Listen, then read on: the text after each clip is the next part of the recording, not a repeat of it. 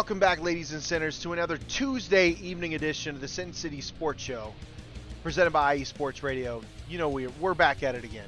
Every Tuesday evening, 7 p.m. Pacific Standard Time, where we talk all things Vegas sports, or at least the most relevant pieces of Vegas sports. We're going to, and I'm just going to say this out loud, we're going to start talking about the UFC more, guys. Not today's episode, but as we continue to cook, as we continue to see the UFC in Vegas, we're definitely going to start covering them and more recent Vegas events, because it makes sense. Current events inspired by Larry B himself. We need to keep up with that. It's not all about the Golden Knights and the Las Vegas Raiders. Funny we should say that, right? Major League Baseball, MLB themselves, they're making pitches, man. They want the Oakland A's in Las Vegas. Will this thing happen? Can Vegas and the Oakland A's find a deal? We're going to talk about that, because there's a lot behind that right now. Could we see Major League Baseball in Vegas very soon? Yeah, possibly. Very much so. As always, folks, this is IE Vegas, the Sin City Sports Show, presented by IE Sports Radio, your direct feed for all that is sports. I'm your host, Cale Henderson. When we get back, we are going to dive right in to UNLV, Vegas, the Lady Rebels. They were one and done, but they had an amazing season. When we get back, we'll cover that.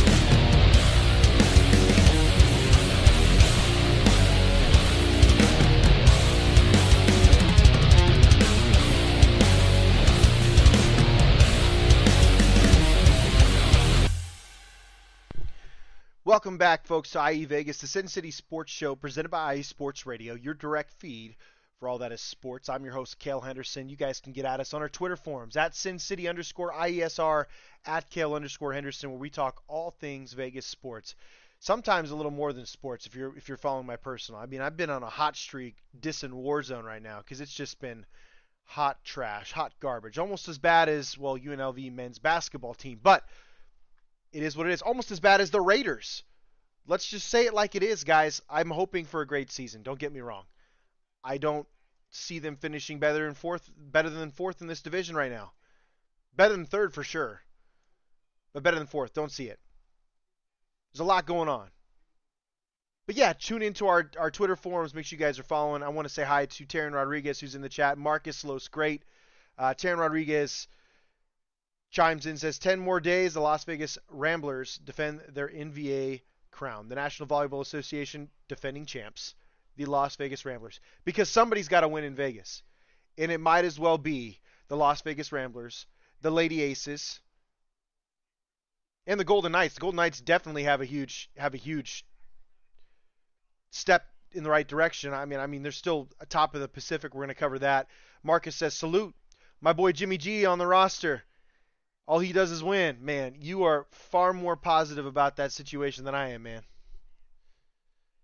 You are far more. That guy, to me, at this point, is a bridge quarterback. He can't stay healthy. I get what you mean. He wins no matter where he goes. But I also got to tell you, Marcus, Jimmy G benefited from, like, elite defenses and elite roster construction in San Francisco. And that is not something that the Raiders are synonymous with. Like, nobody in the league thinks that the Raiders have a good defense, and nobody in the league thinks the Raiders are good at drafting. The Niners, on the other hand, have been absolutely amazing at drafting for years. Developing their talent, developing their roster. I think they have one of the low-key best coaches in the league. I think Kyle Shanahan's one of the best play callers, one of the best coaches in the league. They win every single year, and they tend to do it with Jiminy Cricket, Jimmy G, what's his face? They could do it probably with Sam Ponder at quarterback. Like he's that good of a play caller, man. He does everything he can to put everything in perspective and you know he puts the signal caller in the best possible position to succeed. And I don't know if he's necessarily going to get that with Josh McDaniels. While I understand where you're coming from, Jimmy G has won a lot of games. Um, he hasn't done it in a Raiders uniform yet, and it's kind of hard for anybody to win in a Raiders uniform. That's been I have to go by trends, man. In the last 20 years, says it all. You know, and we just chased out a guy who I think is better than Jimmy G. I have no problem saying that. Derek Carr is more talented. He's a better quarterback than Jimmy G. Jimmy G just happens to win everywhere he goes, and he benefits. Again, roster construction. We'll see what the Raiders do. I think they have excellent skill position. I'm not going to say they don't. I think they have excellent skill position players. Even with Darren Waller gone, I really like what they did with the receiving core. I think that having Devontae Adams, Jacoby Meyer, having a young running back like Jacobs, having Zamir White on the bench, ready to take reps at running back. Finally, hopefully they actually do that this year. According to PFF, the Raiders' offensive line was ranked 10th in the league in running or run blocking. I think they're full of shit. I'm not gonna lie to you. I watched those games, and Josh Jacobs was getting hit at the line of scrimmage and just happened to get 1,100 yards after contact this year, league leading for that matter. Of his 1,600 rushing yards, 1,100 of them were after contact, about zero point 0.5 yards past the line of scrimmage. So they got almost no push. They just happened to have a beast of a running back, and I think Jakob Johnson, he doesn't get enough credit for what he did last year. I know I'm kind of on a Raiders tangent right now, but Marcus started it. We're gonna kick this off. We're gonna salute the UNLV women's basketball team who made it to the first round. They ended up losing by 12 points to a really good Michigan Wolverines team at 23-9. A Big Ten team, that plays in a Big Ten conference with big time players. And honestly, UNLV was on a 23-game win streak before losing that game, and they had a hell of a year. They went 31-3, and they scored 100 points in 3 different games in college basketball, for that matter. 100 points in 3 games this year, 90 more than 4 times, and 80. They were in the 80s most of the year. Like this UNLV Rebels team did some record-setting things for this UNLV Lady Rebels team, the program in itself, and you could only build off this. I know there's a lot of seniors on this team, but hopefully this attracts more recruits, and this gives them the ability to get back at it. Because honestly, when you look at the Mountain West women's basketball just isn't imposing, man. I don't see it as something where the UNLV Rebels can't really start repeating. And they're in a perfect spot. We've been talking about this, guys, for Vegas for a long time. Vegas is an excellent spot. Vegas is a place, I don't know why the young kids wouldn't want to go there. Yes, it's expensive, but if you have a full ride scholarship to play Division I sports and you could go anywhere, Vegas wouldn't be a bad spot to go to. It really wouldn't be.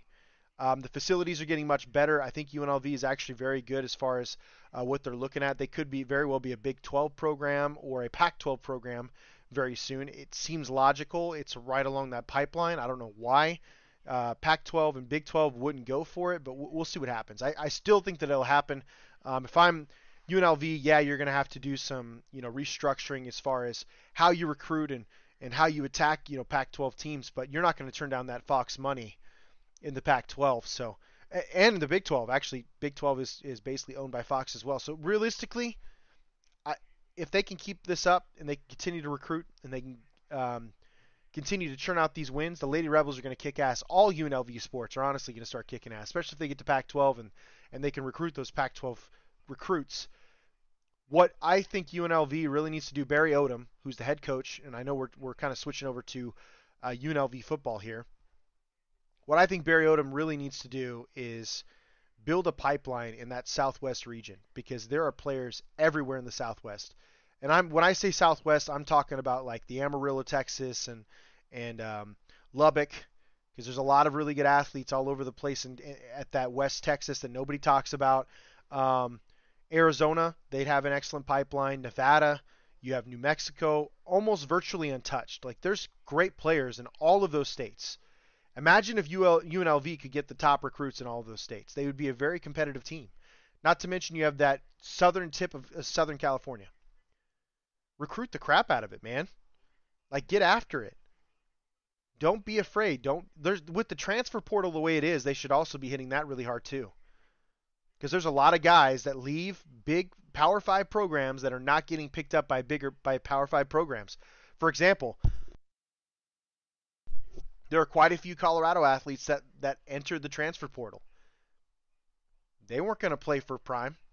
There's no way. Prime wants dogs, man. And when you go 1-11, you're available. Doesn't mean they're not good athletes. They're really good athletes, especially in the Mountain West. They'd be great athletes. So that's just an example, like, of a team that had a mass exodus. Every year, Alabama's losing players. Every year, the SEC is losing players.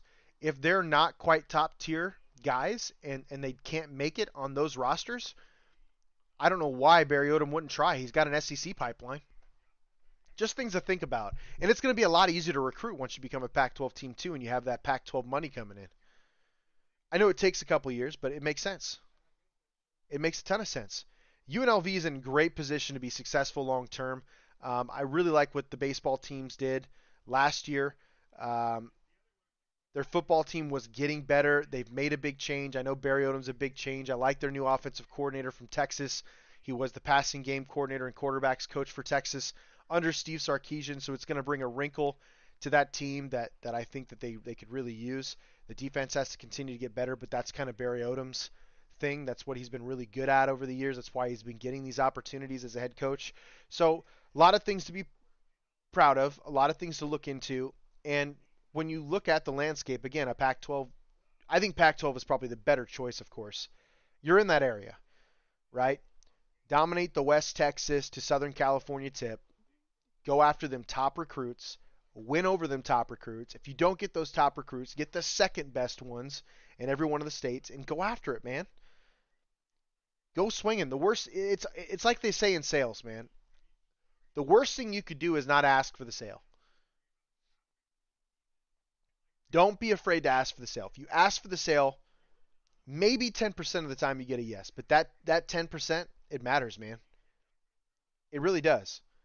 If they ask, let's say, 25 recruits per state, so we're talking about, so let's go ahead and count them out. West Texas, we'll just go ahead and count that as its own state because, I mean, just the western area of Texas could be an actual state in the United States in general by itself. West Texas, Arizona, Nevada, New Mexico, Southern California. Cut that final fourth of Southern California, off and just make that your recruiting territory. That's 5. 125. Okay? If you send out 125 offers and you land on 12.5 to 13 offers of the better players in those states, your team is going to turn around tremendously quickly, especially if you can land players that are kind of evenly distributed. Now, that's the perfect world, but evenly distributed amongst the needs that you have. Either way, you need to be giving out 125 to 200 offers a year. If you get 10% of them, you have 20 new athletes that you can choose from, mold, develop, better your program. Get after it, man. Don't ever say no. Don't ever not ask the question, would you like to move forward? Do you close? I mean, it is what it is. Taryn Rodriguez, not to go off topic, but I've seen your Warzone tweets and retweets, and there was one poll that made me scratch my head. Let's just say there should not be a whoppy in Warzone Call of Duty. Anyway, back to the Vegas sports. Yeah. Yeah, I get what you're coming. I get what you're coming from, man. Dude. So there's a bomb drone, super stupid. They finally removed that. Time to kill is too high. It's just super easy. The game was built for guys that want to camp, and that's cool. The problem Warzone has right now, Taryn, and it's pretty simple, and I think this is relevant because it's part of esports, and Vegas has an esports team. They're one of the biggest video game companies of all time. And they're also one of those companies that think, well, they're invincible because people are going to continue to buy their game every single year, even if they provide a lackluster title. Now, their multiplayer is really good this year. I think their multiplayer was really good a couple of years ago with Black Ops Cold War. I think it was very good a few years ago with Modern Warfare 2019. They've made great multiplayer titles. I think the original Warzone was fantastic. I believe that Blackout from Black Ops 4 was even better than Warzone. It was an actual BR. There was no skill-based matchmaking. So, I mean, it was always random. Um, it was just a lot of fun. The camos were much better. Like they would react every time you killed somebody. That the colors would change. The diamond, like they turn into diamond, they'd start growing spikes in the gun. It was super dope what they did in Blackout. Modern Warfare had a legendary map. The only problem you had with that map is you couldn't easily traverse it all the time. You had to rotate all the time. So that's fine. That's part of battle royales. I get it. Um, whoopee. Mean to say whoopee, not whoopee. Yeah. What's going on with Warzone right now is simply put, it's a business that's not willing to listen to its customers. All they care about is that the customers or a fraction of the customers are still spending money in their online stores and giving them money and all that stuff. They just don't really care about the player experience. And I mean, that's kind of corporate America as a whole, right? There's a lot of companies that just really don't care about what their customers say. They're going to do what makes them money. I think that Warzone would benefit from listening to their community because I think that they would make even more money. And you'd so for example, there are some really big streamers like Aiden and Symphony and TP and all them guys. They haven't played Warzone in like a month because they're just not having fun playing it. They've been playing ranked mode. That's where Warzone's really gone wrong. If they would have released a rank mode where there's something to grind for, where there's merit to winning games and earning points and leveling up, I think the game would be the greatest game ever. But they just won't do that, man. They won't do it. They spent millions of dollars on a skill-based matchmaking platform, which kind of forces you to play in lobbies with like skilled like people when, the heyday of Call of Duty was you got on, you crapped on some 40-year-old dads that just wanted to release. They were really bad, and you had a great time. You dropped like 40 some kills. It just doesn't happen anymore. Everything's got to be participation trophy. That's the way the society is. So hopefully it changes. I just don't see it happening. That's why I go on those Warzone tangents. Move San Diego State University to Pac-12. That's interesting. Southern California, I mean that'd be a good spot. It'd be a I don't San Diego's a big market. It really is. It's a great market. It'd be a pretty damn good TV market for the Pac-12. It makes sense. It makes a ton of sense. I think Fresno State makes sense too. Um, Out of any of them, like out of the three, Fresno State and UNLV probably would be the two. Actually, I like San Diego State. San Diego State and UNLV make sense because of the TV markets and the sports markets and what they're going to be able to bring. Fresno could easily be a team that's mentioned. I don't know why they wouldn't be. Um, yeah, I think Fresno has been a team that's competed very well in the Mountain West for years. What would happen if they had that Pac-12 pipeline as well? So many possibilities, man, that you can talk about. So many. So I think UNLV is going to benefit, especially if they make that transition to the Pac-12. And I'd like to say that not only would their university make more money, their athletic department make more money. I think everybody would be in a better state. The Pac-12 is hurting right now, man. When they lose UCLA and USC, those two blue bloods, that's kind of really keeping that going over there. And I hate to say it, but I don't see Oregon staying. Why would Oregon stay? Like they wouldn't be taken seriously. Their best wins every year are going to be like Washington. You know what I'm saying? Like that's not something that's going to move the needle for the college football playoff. I think that puts them in a bad position. So Oregon is likely going to be on the move too. The likelihood of them going to the Big Ten is high. I mean, it makes the most sense, but I just don't see that happening without the Big Ten finding a whole other team. We'll see what happens.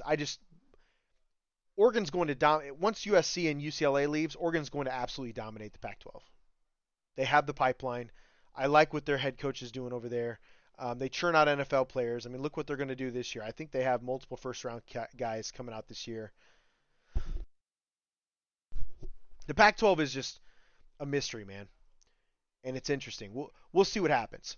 We're gonna go to break. I'm gonna play the drops of the people that are definitely here tonight supporting Sin City sports. When we get back, we're gonna dive into the Golden Knights a little bit because they're still on their run. They're still first place.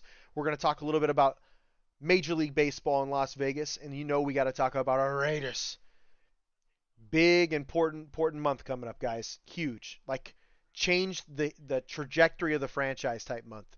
And we'll talk about that when we get back here on Sin City Sports, presented by IE Sports Radio, your direct feed for all that is sports. Damn! BDG! Set! Hey!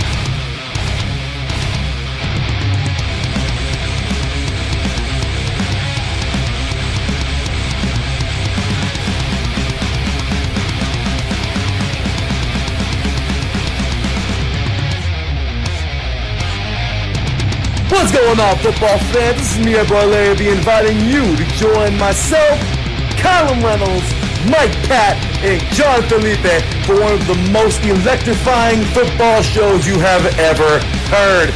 3 and Out, right here at IE Sports Radio. Recap of the week before, a preview of what's to come, and of course, 3 hardcore head-to-head prime-time face-offs each week. You don't want to miss it.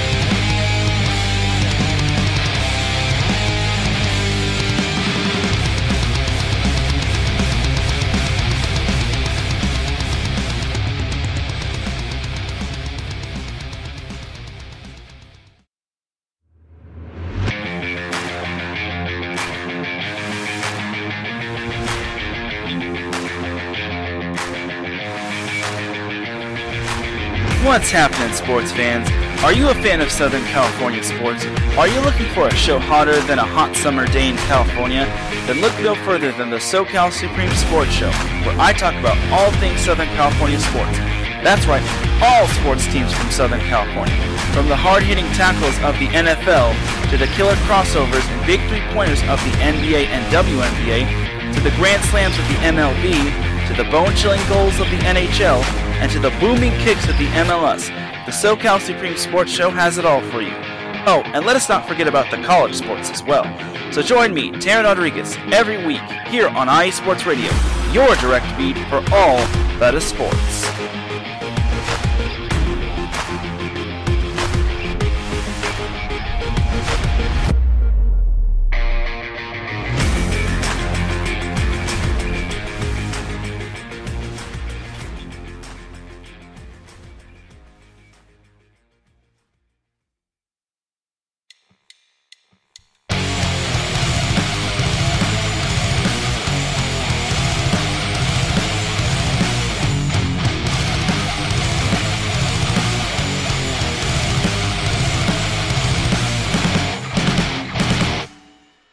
College football, and do you want to hear a college football show dedicated to all that is college football, including junior college and the CCCAA and the NJCAA, the NAIA, and the NCAA, including Division III, Division II, Division I AA in the FCS, and Division I A in the FBS? Well, then look no further. Join myself, Larry B., and my colleagues, Mr. H-Town Blake Henley, and Mr. Christian Espinoza, each week during the college football season for the latest in college football on 3 and Out College Edition, right here on IE Sports Radio, your direct feed for all that is sports.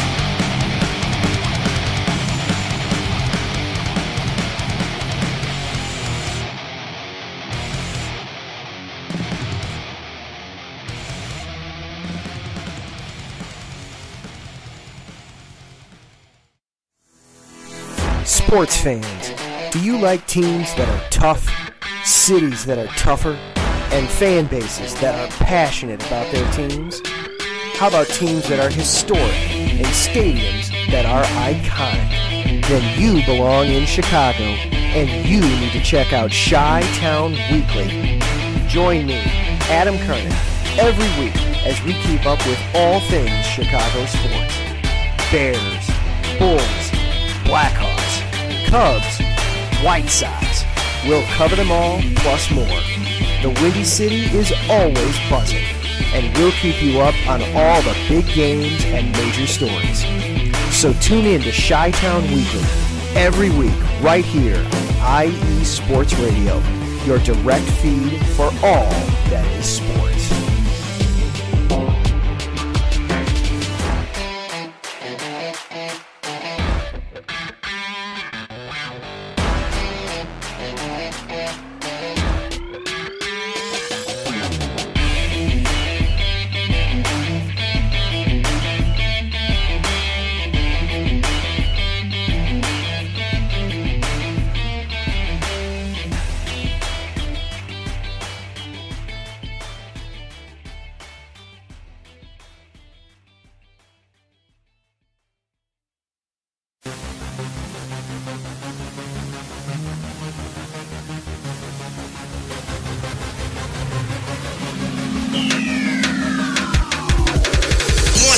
everybody? This is Darren Rodriguez. Are you a fan of volleyball? Are you a fan of Thunder Spikes? Then I have the show for you, Set Point, where I cover NCAA men's and women's volleyball, high school boys and girls volleyball, beach volleyball, and even professional volleyball. Catch the action every week here on IE Sports Radio, your direct feed for all that is sports.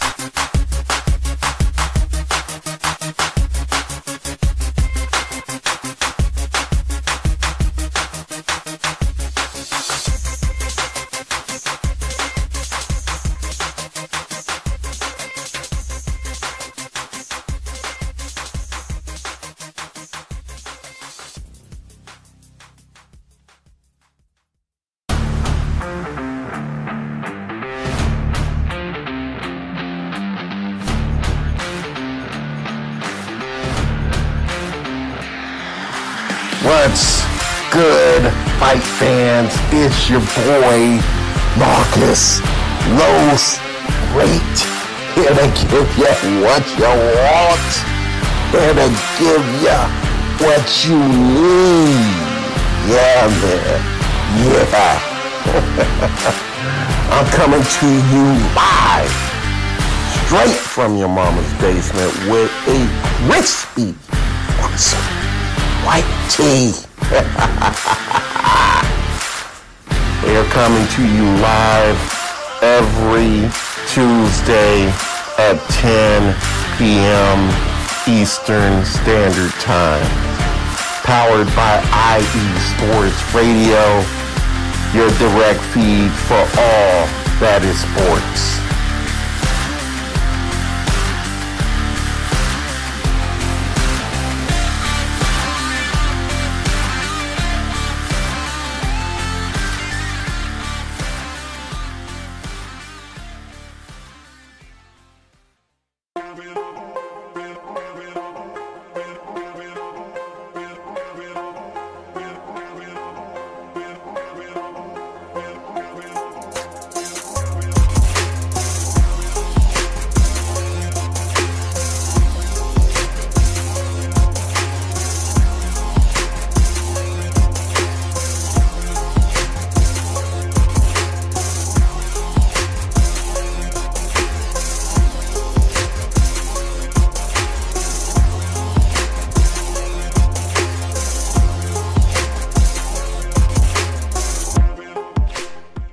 Welcome back, ladies and sinners. This is past halftime, right? We're back to the second half of the show here on the Sin City Sports Show, presented by IE Sports Radio, your direct feed for all that is sports. I'm your host, Cale Henderson.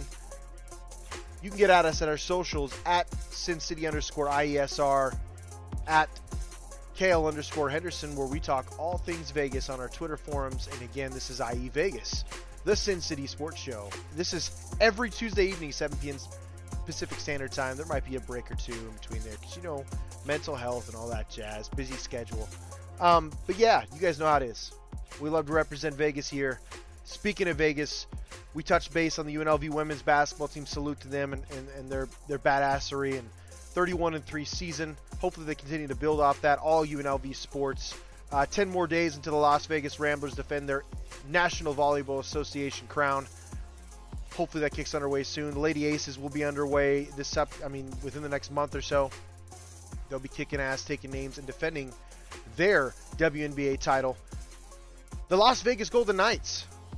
Las Vegas Golden Knights are still in first place in the Pacific Division. They're absolutely killing it, man. Like, they're just one of those teams. They don't seem to have issues during the regular season unless they're injured. Which, I mean, I guess that makes a ton of sense. But we're just trying to be real about the situation. They're very good. They're a very good hockey team. Right now, they're on a 4-game win streak. They play the Oilers this evening, for that matter. That'll start here like any moment, essentially. Hopefully, maybe one day. That'll start here any moment. Oilers are a good hockey team. They just played them on Saturday. A few days of break. You need it sometimes. It's the way it works. Every once in a while in the NHL, they give out breaks. 2 days is all NHL players in most cases get. There might be a bye week every once in a while, but the NHL is go, go, go, go, go. Golden Knights are still doing what they have to do, man. They're first place in the Pacific Division, tied for the amount of games played. Actually, they're one game behind the amount of games played to the Oilers. A win tonight would give them a 4-point advantage in the division, so 2 games, and about 2.5 games above the Oilers. So this is a big game for the Oilers, big game for Golden Knights.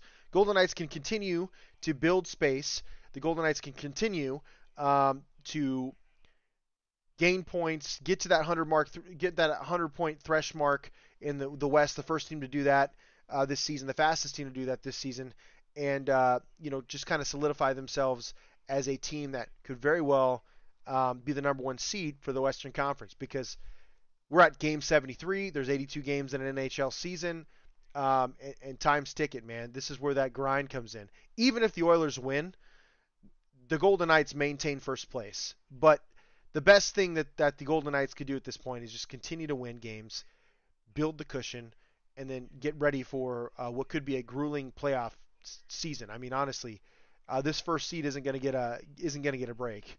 I think the Jets are a pretty good team. I think that the Kraken are a pretty good team. They could be teams that make the wild card, for that matter.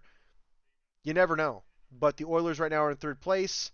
Stars are in 3rd place. They were in 1st place for majority of the season in the Central Division. The Wild have maintained 1st place in this last month at 95. The Avalanche have roared back. They were riddled with injuries at the beginning of the season. We talked about this too. The Avalanche, the defending champs, were riddled with injuries. And they're back. They're in full play, 44, 23, and 6 with 94 points. Again, this NHL regular season is coming to an end very soon. We're going to start seeing playoffs. NHL playoff hockey probably is the most exciting. It could be some of the most exciting stuff you see in sports, with the exception of the NFL playoffs the last couple of years and the way the AFC's turned out. But overall, NHL hockey, a blast to watch. And I can't wait to see the Golden Knights, because no matter what, unless there's like a massive fall from grace, I don't see them not making the playoffs this year. I don't see them finishing, the 4th seed this year. I do believe that they will win the Western Conference. I believe that they will. I do believe they'll win the number 1 seed in the Western Conference, and I think that they will be competing for a Western Conference title. And it wouldn't surprise me if we see the Golden Knights playing in their 3rd Stanley Cup final in 6 years, which would be absolutely excellent. It'd be amazing. They're playing well, even considering the Mark Stone injury, man. They're playing really well, and they really haven't slowed down. I think the addition of Jonathan Quick helped. It's steady in the goal. You have an older guy at the end of his rope, but he wants to win. That's the big thing with Jonathan Quick. I think that's something he hasn't received a lot of credit for, and I haven't given him a lot of credit for, because he used to be a King, and I'm a Ducks fan for that matter. Jonathan Quick is one of the better goalies we've seen in the last 2 decades, and he doesn't get enough credit for how steady he was for the LA Kings. And the LA Kings don't win, what was it, their first title in 20 years when they won? They don't win those 2 titles in I think 2 titles in 6 years or something like that. They don't win that if Jonathan Quick isn't in goal. Period. Jonathan Quick is that good. He was elite for almost 10 years. And I think adding him has added a veteran presence that was really needed this year. Not to mention a young defensive unit that has some really good guys. The Golden Knights are just steaming right now, and I hope they keep up. They're on a 4-game win streak. They're playing a tough team tonight in the Oilers. We'll try and keep you posted as things go, because that game should start any minute now. But a 5th game would add cushion, and it would make the world of difference, because there is only 8 games left after tonight. 8. There's only 8 games left after tonight. The NHL season's coming to a close, and it is exciting. And nobody in the West is going to catch the Bruins, who are at 119 points. They've already clinched the Eastern Conference. I don't think that any other team has a chance at this point. They've already clinched the Eastern Conference, clinched their division, and everybody else is in 2nd place. I can't believe the margin, too. The Bruins are 119 points. They've got to be going for a record. I have to get Adam Karnick to tweet me about this. That has to be a record. Like, if they win their next, 9 games and finish with around 130 points, that has to be a record in NHL, right? I have a hard time believing. Right now they have a 118-point differential. What? Have we ever seen that in NHL history? 118-point differential? The Boston Bruins are nuts, man. They're absolutely nuts. They almost have as many. Their point differential is almost as positive as their actual point total on the season. I don't know if we've ever seen that in NHL history. That's absolutely incredible. The Lightning a couple years ago, who were absolutely legendary, loaded roster, they didn't touch a 118-point differential. That's incredible. Absolutely incredible. The Eastern Conference is crazy. I think it's going to be run by the Bruins, but you can't sleep on the Hurricanes. You can't sleep on the Devils, and you definitely can't sleep on a New York Rangers team, which was revamped the last couple years. A lot of young talent, a lot of trades. Dude, I don't know. But those Bruins are nuts. I would love to see a Bruins Golden Knights final. I think that'd be amazing. Do I think the Golden Knights win? Probably not. I think the Bruins are that good. I think they're just better than everybody this year. Crazy good. Transitioning over to Major League Baseball. Las Vegas and Major League Baseball have made a pitch to the Oakland A's to basically make the transition final. Like they want them to announce the transition as soon as possible. Major League Baseball has gone as far as to say we're going to waive relocation fees, which is huge for a large business like Major League Baseball to do. They're that desperate to make sure the A's are in a really good position to succeed. They're that desperate, and they want somebody in Vegas because the television rights, the ticket sales. I mean, 47 million people visit Vegas every single year, and the Major League Baseball scene is trying to get a piece of it. They see how well the Raiders were. Listen, let's be real. This isn't the Raiders show. It's a Raiders show. It's not the Raiders show. But the reality is the Raiders moving from Oakland to Vegas, they were valued at $970 million in Oakland. They're now worth like $4.9 billion. And this happened in a matter of 3 seasons. And they really haven't been winning. That's how great Vegas is. That's the kind of value that Las Vegas can bring your professional team. Major League Baseball, of course they want to hop on that. And there's really no competition this time of year. There isn't. There's really no competition with Major League Baseball this time of year. Until the Raiders games are kicking off in the fall, there's no competition. Now is the time to strike. 100% time to strike. If you get I would say if I'm Las Vegas, if I'm the A's, I'm looking at the Arizona Diamondbacks, dome. They have a ballpark with a retractable roof to help kind of fight those desert summers. They got to go after that. It would be super dope if they could keep. I would like to see a color change. I ain't even gonna lie to you. I think leave Oakland A's green, right? Become somewhat of a black and gold team here in Vegas. Maybe a white and gold. Maybe a white, green, and gold. I don't know. Maybe a gold outline on the outside of those green letters. Either way, I'd like to see the A's make it to Major League Baseball. And it seems like that could be happening sooner rather than later. I think the A's are hoping that Las Vegas can offer them a deal similar to what the Las Vegas Raiders got. Just so you folks know, just get an idea. The Raiders, they were given a hefty discount on relocation because they were basically screwed out of the LA arrangement. Instead of it being the Rams and the Raiders, which is what everybody thought it was going to be, that was the original. Sorry, the Raiders Chargers. The Rams got their way. Stan Kroenke and his buddy Jerry Jones swung votes, and it ended up being last minute Rams and Chargers. I think the Chargers should have stayed in San Diego, to be honest. I think Qualcomm could have been renovated, or they could have figured out another site in San Diego. I think San Diego is better with an NFL team. It is what it is. I just don't see the Chargers ever being an LA team. It is what it is.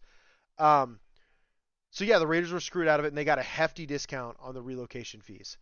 Las Vegas gave the Raiders $750 million in interest-free money. Like it's not even money they have to pay back. Las Vegas gave them $750 million to help build their stadium here in Vegas. I think the A's are hoping for a deal. It'll never be in that ballpark. Not even close.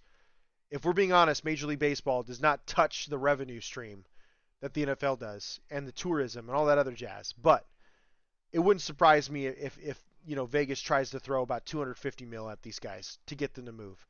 And you have a Las Vegas A's team that can then spend close to $1 billion on a brand new ballpark in Las Vegas with a retractable roof, that would be very attractive to incoming free agents, fans, the 47 million tourists that come in and out of Vegas all year long. You're going to get a piece of that pie. I think it's huge. Darren chimes in, says, yeah, the Kings got rid of Jonathan Quick. Wasn't a best idea. I agree. And I really like how the Golden Knights finagled that, because Jonathan Quick he was traded to an Eastern Conference team. And I'm almost guaranteeing you that the Golden Knights said, hey, you go after this trade and we'll compensate you with our draft picks, because there's absolutely no way the Kings were going to do, in good faith, a trade with an interdivision rival while they're competing for the same division. No effing way. I think the Golden Knights finagled that. I think they did it masterfully. And it's part of the reason why the Golden Knights have been extremely relevant and a contender since they were in their inception. I think the GM does an excellent job there. Ownership cares. They want to win games. You got to love it. So Major League Baseball's afoot. Golden Knights still steaming. They could definitely they could win their 5th game tonight against the Oilers, which would go a long way to getting the number 1 seed in the Western Conference with just about 8 games left after tonight in the NHL regular season. Las Vegas could have a Major League Baseball team. We've mentioned that. Now it's time to go to our Raiders. The Las Vegas Raiders, folks. Disappointing offseason. I think let's go ahead and give it a grade. I'm giving them a C right now. I think that they made some signings. I think they got a cheaper quarterback. I don't think they upgraded. I think they got a cheaper quarterback. They're filling out their roster. Quite frankly, I'm shocked that Davante Adams hasn't asked for a trade. Seriously. I'm absolutely shocked that hasn't happened. I like the addition of Jacoby Myers. They haven't traded Hunter Renfrow yet. I still think that that's a foregone conclusion. I think that'll happen sooner rather than later, but his money was guaranteed this year, so some team is going to have to come in and take on his contract.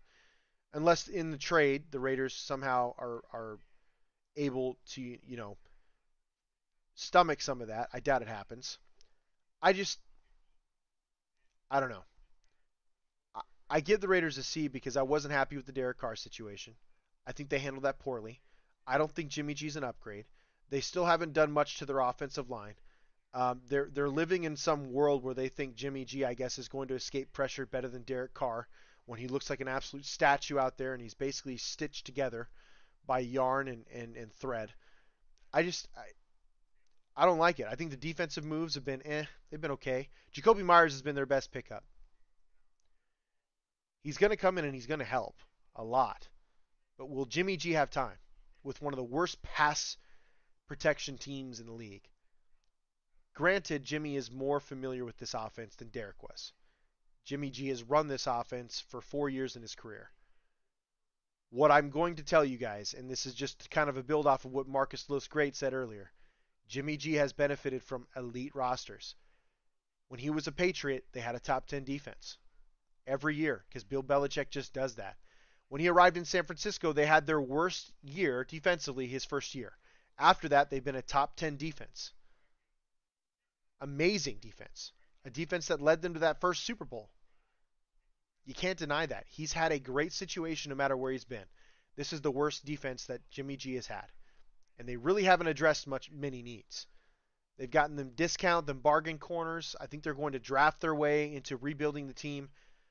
Part of me doesn't feel like Jimmy G is ever going to really experience winning in a Raiders uniform.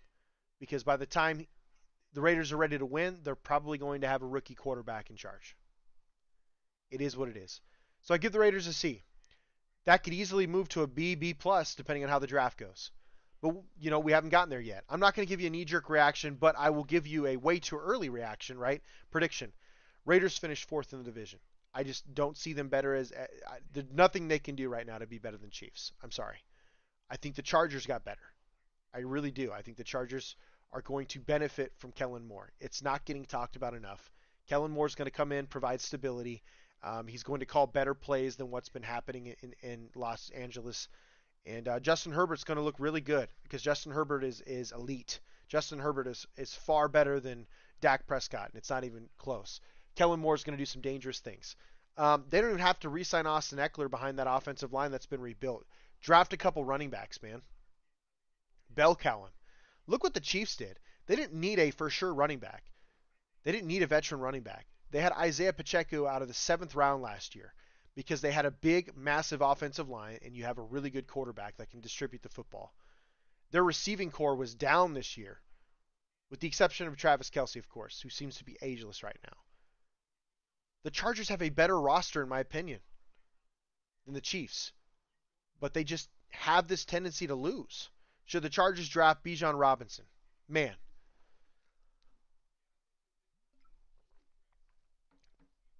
What do the Chargers pick? Like they're a mid first round pick right now? That's a great question. Bijan Robinson. Yeah, I mean, I wouldn't say no if you have nowhere else to go. Let's put it like this. Let's open up PFF. I did pay for PFF. I have no problem saying that. 21. Whew. Dude. Let's look at the big board.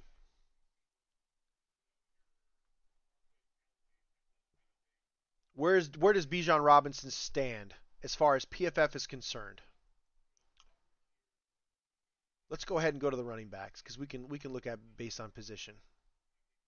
They call them halfbacks at PFF. This kind of tells you sometimes I think they're smoking the grass.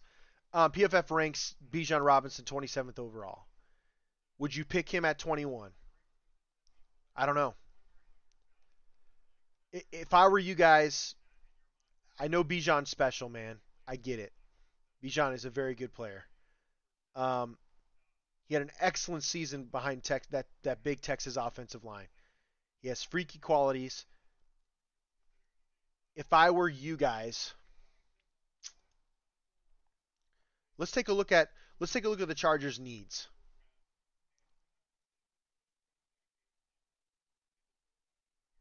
Their biggest need is corner. I think they need somebody opposite of the big-time player they signed last year. I truly believe that. Corner's a big one. It's obvious that Devin Witherspoon, Christian Gonzalez, they will be gone. There's a possibility that Joey Porter Jr. is available at corner. If you could, and it's a possibility Jackson Smith and Jigba out of Ohio State's available.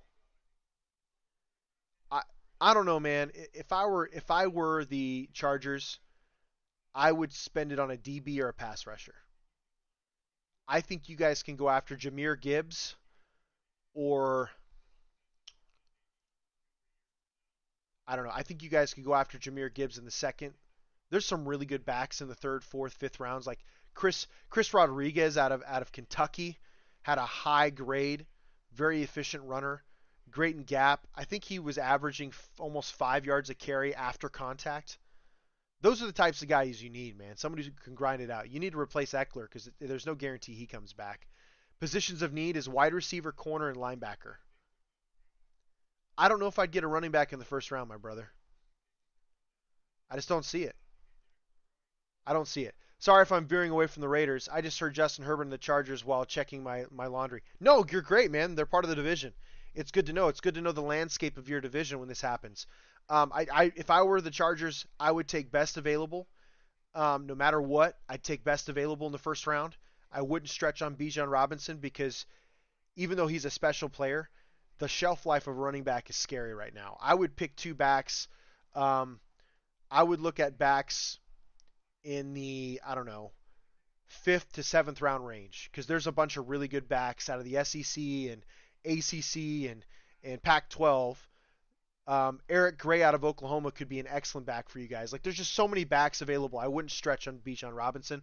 I'd take best player available, especially if that best player happens to be Joey. I think there's a possibility Joey Porter Jr., who's the number 16th overall ranked player, there's a possibility he's available at 21. If he's there, I wouldn't let that 4.46 40 speed thing, change your mind on him. He's an excellent player. He's a former NFL, like his dad was a former NFL Hall of Famer. Going to be Hall of Famer, I'm sure. Super Bowl champ. I'm sure he's a very smart, high football IQ type player. 6'2", 193 pounds. You can't really teach that size at a cornerback position. If he's available, or Deonte Banks out of Maryland is available, both very, very good corners, I would go after them, man, or a pass rusher. Jordan Addison could be available too. He's a wide receiver, someone you guys could use. I don't know, man. I wouldn't stretch for a running back. That's just me. As far as the Raiders are concerned, let's go ahead and look at their biggest needs. We've talked about that. Quarterback is the biggest one. You hit the nail on the head, dude. Taron Rodriguez, as always, you hit the nail on the head. Quarterback is their biggest need. They're picking at 7. If I'm being real with you guys, I don't, even with the Jalen Carter news, it sounds like he's going to have just a couple misdemeanors. Yes, there's a red flag, but he's the best player in this draft. I don't know if he's going to be available, man. Will Anderson won't be available. I think Will Levis will be taken by the Raiders. In my mock draft, my most recent mock draft, I did note that I think the Raiders take Anthony Richardson, but in a mock draft, that's what was available. Anthony was showing up. You take that upside on Anthony. You take the risk. You go after it. We'll go over that mock draft because I know what the Raiders' needs are. They need quarterback. They need to refurbish their offensive line. They need to build the trenches on both sides of the football because they drafted a couple guys last year in the trenches on each side of the ball. I think they need to continue doing that. Don't be shy about it. I think that they need to rebuild their secondary. They need to add some linebackers. There's just so many things they need to do. In my mock draft, I even double dipped at quarterback. Like I got Anthony Richardson at number 7, and I got Aiden O'Connell in the 6th round pick at 214. A Purdue guy who slings the football for Jeff Brom. Because if Anthony, for some reason, all the upside doesn't amount to what he needs to be, and all of a sudden Aiden's picking up on this offense, which really needs somebody who can push the ball downfield. I'm not going to say Aiden's that guy, but he's very accurate and he has the ability to do it. He did it a lot in Purdue. Make quick decisions, run an offense with a subpar. It was a subpar Big Ten team. Aiden O'Connell is an excellent quarterback. He really is. He's going to be an excellent backup probably for years to come. My focus in this mock draft, and it's been this way almost every mock draft I've had, whether I've done it for the Raiders, curiosity with the Saints because of the Derek Carr trade, all that jazz. It's been about rebuilding the fronts and rebuilding the skill position group. I haven't touched wide receiver in a few mock drafts because I think the Raiders are loaded with talent there. Like they can get it done. They need to redo their offensive line. We don't have a surefire right tackle. I like Thayer Mumford, but if you can upgrade in this draft, do it. So I did exactly that. This is what we looked at. I upgraded the quarterback room by adding Anthony Richardson. I love this. Here's why. I like him more than Will Levis. I think there's more upside. I think he's got a better arm. I think he's going to force more missed plays by the defense because of his legs. The guy is 6'4.5", 244 pounds, and ran a 4.40. I don't know of a quarterback in this league that is that big that can run that fast. Not even Josh Allen can do this. This guy is Cam Newton-esque. He's a couple inches shorter than Cam, but he's probably a better thrower right now than what Cam was coming out of the draft. I don't care what anybody says. I'm just telling you, Anthony Richardson has a lot of upside. Why do I like him at 7 if he's there? I don't think he'll be there. I think the Colts take him. But why do I like him at 7? He's got a ton of upside. And he's going to sit for a year behind Jimmy G. And I guarantee you Jimmy G was brought in and notified, we're going to draft a quarterback. You're going to teach him. This is part of this contract we're paying you. Come in, win as many games as possible, but we're going to develop this young guy behind you. Best case scenario, Jimmy G's healthy the whole season. The Raiders finish 4th but still win 6 or 7 games, right? And we're in a good position to fill the roster around Anthony. Jimmy G's contract is legitimately really only a year and a half. Like, you could eat some dead money next year with Jimmy G's contract. You could cut him and eat some dead money. If you think Anthony Richardson had an excellent season of learning and developing, you give him the reins in year 2 behind a team that's in its 3rd draft with Dave Ziegler. I actually do trust Dave Ziegler. I believe him when he says best player available. I think the way he's doing his roster construction is very smart. He's going to the bargain bin and he's finding high upside players. The problem is the roster is just not good enough to compete in a loaded division. That's why I've been so down on the Raiders on Twitter. It's the division. It's not what Dave Ziegler's doing. I think Dave Ziegler is masterful in the way that he formulates his contracts. The guaranteed money, they're basically, it seems like almost every contract is a 1 to 2 year contract with upfront cash but backloaded as well. Like, it's just so team favorable. And he doesn't get enough credit for that. If the Raiders start winning, he's going to be executive of the year one of these years because he really is. He's Brandon Beane-esque. with the way that he develops it, or the way that he puts this roster together. The problem is I have no faith in Josh McDaniels. He's 17-28 as head coach. That's the bottom line. I think the Raiders are in trouble as long as Josh McDaniels is there. I just think in majority of those games, 7 games, right? 7 games with a double-digit lead, the Raiders lost. They were out-coached in all 7 of those games. They should have won the Chiefs game. They didn't go for 2. Instead of going for 2, kick the field goal and tie it. Then you don't have to worry about Davante Adams, who made a boatload of money, not dragging his back foot on a very big, what needed to be conversion play. Derek Carr played a masterful game in that game, and his feet were held over the fire. But nobody talks about that. The Raiders should have won that game. They should have won the game. Period. Do what you're supposed to do, man. Do what you're paid to do. He did what he was paid to do. He didn't get the help he needed. So we're being real about it. I think Josh McDaniels got out-coached in 7 games last year, at least. Not just the 10 they lost. In like 7 games, he got out-coached. It looked bad. I have no problem saying that. I have no faith in him. It's tough to have faith in this guy. He's rough. Let's kind of cycle through the rest of this mock draft. Okay. I went with Dywin Jones in the 2nd round. We need a big right tackle. I don't know if Thayer Mumford's the answer. I like his upside. I really like what Thayer did last year. I think he learned a lot. He's going to be sitting behind, Illuminor one more season, who I think had a great 15-game stretch. He didn't really allow a sack in the last 15 games. He was great. He had some penalties, but Illuminor did an excellent job. Dywin Jones is somebody that can immediately come in and probably start over Illuminor. He's that big. He's that nasty at Ohio State. He reminds me of Trent Brown. Like, he's just a massive dude. He's like 6'7", 6'8", and 350, 360 pounds. And he's a wall. Like, you can't get around him. He's very hard to stuff. He's got to work on his run blocking, but he's an excellent talent, and you can get him in the 2nd round easy. It would upgrade your line tremendously, especially the depth piece of that. Because, put it like this, Thayer Mumford has experience at a left tackle. So if something happened to Colton Miller and you can't trust Brandon Parker, you could always plug in Thayer. Just saying. Garrett Williams, he was injured most of last year with an ACL injury, but he's somebody that had a high grade for the play that he's had over the last couple of years. He did benefit from Devin Witherspoon being an excellent player. My worry about him is he's another, Damon Arnett without the legal issues. But Damon Arnett was picked in the 1st round when he shouldn't have been. He should have been a 3rd round pick, and I think this would have been better to stomach. Garrett Williams benefited from really good play. I think he will develop well in this defense. He will be good. Carl Brooks is a guy in the 3rd round. He's a 6'4", 300-pound defensive end that's probably more of a 3-technique defensive tackle in this system. He's got a ton of upside. High motor, pass rush win rate was like in the 19%. It's kind of hard to beat that. KJ Henry out of Clemson, athletic freak, 6'4", 250, great bend. I mean, he's going to be a pass rush specialist.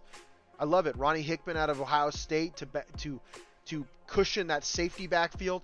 Cam Jones out of Indiana, mobile linebacker. He's a hunter. Chandler Zavala has been in almost every one of my mocks because I like him in late rounds at guard. He's got a nice anchor. He's an excellent pass protector. He's got to work on his run blocking, but this offense is built to throw the ball with Davante Adams and Jacoby Myers. So this is perfect.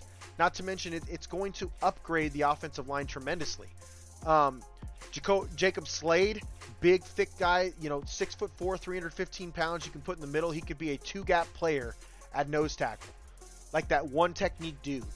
He could easily be that guy. Aiden O'Connell, we talked about him. Will Mallory, I get him here for upside in round 7. He's a tight end. He's more of a route runner. He's never really gonna block very well for you. I don't think you get that. But I think you get an excellent route runner, and that's what Josh McDaniels has done over the years is utilize tight ends.